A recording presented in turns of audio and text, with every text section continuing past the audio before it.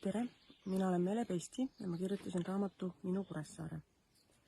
See raamat räägib paljudest asjadest, aga minu jaoks peaasjalikult sellest, kas on võimalik jääda kosmopoliidiks, jääda maailma asjadega tugevalt seotuks ja huvitatuks, kui elada ühes väikeses linnas.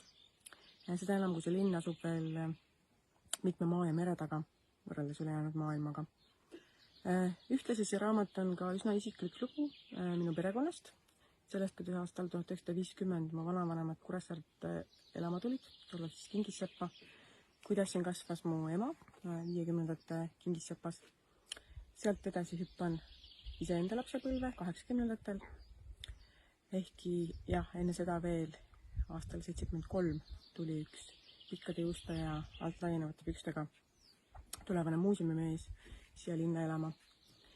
Ja raamatu teine pool räägib siis tänapäevasest Kuressaarest.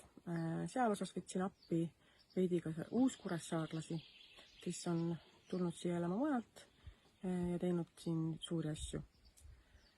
Nii palju raamatust. Aga tahtsin veel öelda, et paari nädala pärast juuli lõpus avavad paljud toredad inimesed oma kodud, oma talud ja kutsuvad meid kõiki külla. Naabersaare mees Erki Pahovski kutsus mind ka ja tulge teie ka 30. juulil kell 4 Summari raamatukohvik.